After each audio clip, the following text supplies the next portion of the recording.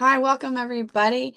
Today I'm going to give you the presentation that I promised a week or two ago, and I apologize it's coming late. I did not have a voice all of last week, so it would not have sounded anything like it would or it should have. So I apologize for the lateness. So what I'm going to do, as you guys voted, we are going to be talking about emotional regulation. Your calm is the cycle breaker is the title of this mini workshop. I'm going to split it up into two parts so that way it's easier for all of us busy moms to really listen, understand, absorb the information, and attempt to apply it. So this is part one. It's going to be about 5 minutes, depending on how much I decide to keep talking. And then hopefully later this week or early next week, I'll be able to deliver the second half of this particular workshop. So before we start, I want you to take just a gentle breath with me. Not a forced breath, but just a small inhale and a slow exhale. So you're here because you want to learn more about what's happening inside of you, understanding what it is that's already happening inside of you and learning how to work with it instead of fighting it, instead of it allowing, instead of it taking over, right? So I want you to know that emotional regulation, it doesn't mean that you're going to stay calm all the time. It doesn't mean that you're never going to get triggered, especially by our children. Um, it's more so understanding what do we do when we become triggered, what happens after the trigger, right? Whether we're reacting from survival or responding from a very grounded or regulated place. So this is where that cycle breaking begins, right? So as mothers, we carry this profound ability to shape our family's emotional foundation, the emotional landscape. So the way that we handle our own feelings, it doesn't just affect us. It's going to create a ripple effect and it's going to touch every single person in our homes. So when we learn to regulate our own emotions, we become the calm in the storm and the steady presence that our children need to learn their own emotional regulation, that will continue to develop in a healthy way as well.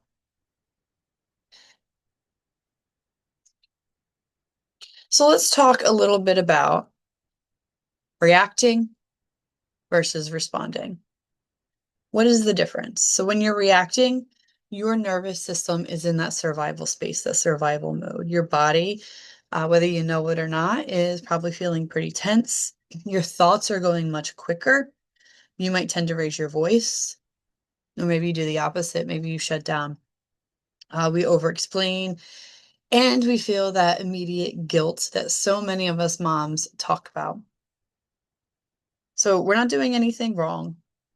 This is something that it's a cue our body and our brain is trying to tell us. It's something that we can learn from if we choose to stop and understand it and do something about it. So this is where we start to do something about it before we go any further. So when we respond, it's when your nervous system is feeling safe enough to pause. You still have the feelings. You still are frustrated and overwhelmed. But the difference is that you're not being driven by urgency or by fear.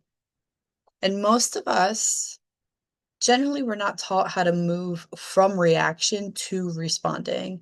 We were never shown that. So we're taught, and we tend to say this to our children too, right? Stop crying, calm down, be better, try harder. How are our children supposed to know how to do that if we don't show them, if we don't teach them? Their bodies, our bodies, we will not respond to that pressure. We're going to respond to that safety. So a simple example here, I'm sure we've all been in this scenario at least once. Your child is throwing a tantrum in the grocery store and everyone is watching. And your stress is rising, right? We know what that feels like.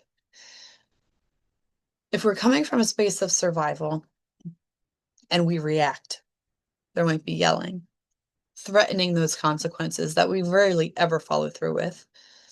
We might be feeling embarrassed. We might be feeling angry. That body feels tense, right?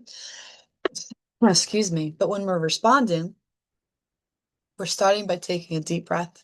And again, this doesn't take the feeling away. It helps to ground you so you can respond from a regulated space. You kneel down to your child's level. You speak calmly. You look them in the eye, right?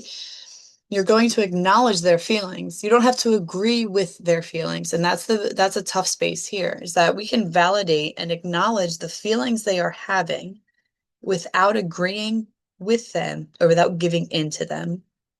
You're also allowed to express how you feel in an age appropriate way, of course.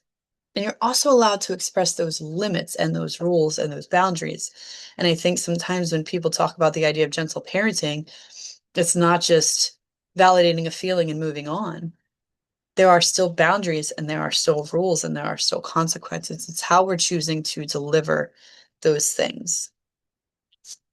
If you guys have any further questions about that particular space right there, please reach out individually. I'd be happy to explore that further with you. All right, going on to the next. So let's talk about this framework. And I'm pretty sure there's been something similar that I've added in workshops or freebie worksheets that I've given you guys. But this is such a big, this is so important. Excuse me, still recovering from that lost voice over here. So let's explore this framework.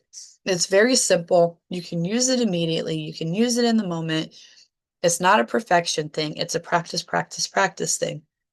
So we have a notice, name, nurture, and choose. First, we're going to notice. And this is where you're going to have that awareness without any kind of judgment. If you're noticing that your jaw is tightening or your chest is getting heavy, those looping, racing thoughts, that urge to snap, or potentially that urge to withdraw. Those are those physical cues your body is telling you, that those warning signs that says it's time to stop.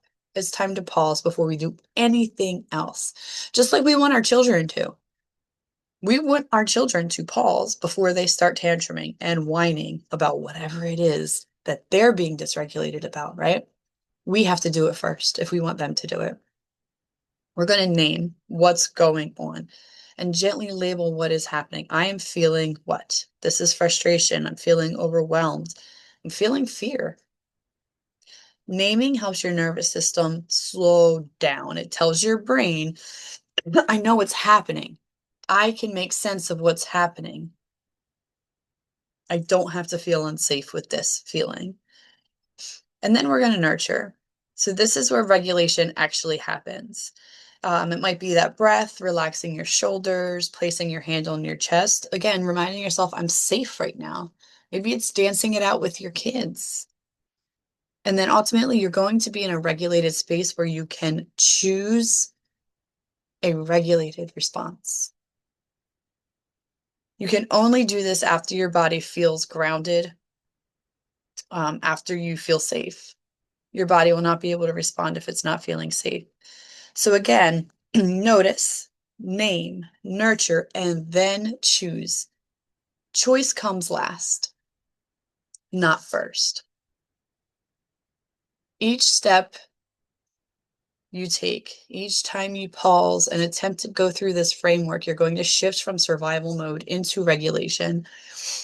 And every time you choose this, it is progress.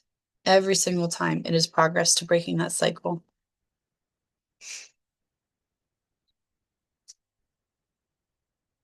All right, so let's bring this framework to life again with a different scenario that I'm sure we all know, again, very too well, or much too well. So imagine you're in the middle of a phone call or any task, to be honest here, and your child is interrupting you for the fifth time within a 3-minute period. How are you feeling then? First, you're going to notice it. You're going to scan your body. Where are you feeling that frustration? Your heart's speeding up, your shoulders are tense, maybe your jaw's clenching. Those signals are cues, those valuable information of what is it that I need to do? I need to pause. And then how would you name it? This is frustration. This is overload. Putting words to the feeling without making it mean any kind of judgment, anything specific about who you are, right? I'm feeling frustrated and pulled in two directions. More than likely, more than two directions. I'm overwhelmed. I'm trying to balance everyone's needs right now and ultimately probably forgetting about your own. So this is the moment to remember you have needs too. And just naming it can reduce that power. And nurturing yourself. What is it that would actually make you feel supported in that moment? Something in your circle of control that you can do for yourself. And that might mean you're taking 3 slow, deep breaths. Maybe you're reminding yourself that you're doing your best. You're placing your hand on your heart. Perhaps it's asking for 1 minute before responding. And you deserve that pause. Please remember that. And then what choice you make. From a calmer place, consider your options. You might calmly ask your child to wait 1 more minute while you finish. Excuse yourself from the call to address their need. Either way, you're choosing consciously rather than reacting automatically. So this is, I'm going to pause with the skills there and we're going to shift into the second half later this week or again earlier next week. But I wanted to introduce something if you have not heard about it yet, or if you've heard about it and want more information. I am running a beta testing period for a very short time. It's almost ending soon for my Cycle Breaker program, Emotional Regulation, Confidence, and the Rise of Unbreakable Worth. It is a comprehensive journey designed specifically for the mothers ready to transform not only their inner world, but the family's future. And there's only a couple spots left for the beta testing round, and that is ending soon. If you're not sure if that particular program is right for you, I have a live workshop coming up on January 8th at 12 p.m. Eastern Standard Time. It's only $10. It is about a 45-minute program with questions at the end, question Q&A at the end. It's called The Cycle Stops Here, 3 Strategies to Break Free from Inherited Patterns. So this is about creating lasting change that ripples through generations. The skills that you will gain is going to benefit you, your children, and any particular family patterns that will follow. So when you invest in your emotional wellness, you are not being selfish. You are being the cycle breaker that your family needs. You're going to feel confident. You're going to feel that worth rise. You're going to feel regulated and calm and the mother you've always wanted to be. And also, remember that you are a woman outside of being a mother. And what does that feel like? So this program encompasses it all. And I'm so excited to deliver it to all of you. If you're interested in that, please feel free to reach out, check the comments, check the links to get more information. And again, there'll be a link for the workshop as well, so you can check that out. Okay, so I think my 5 minutes is more than up. Stay tuned for the second half.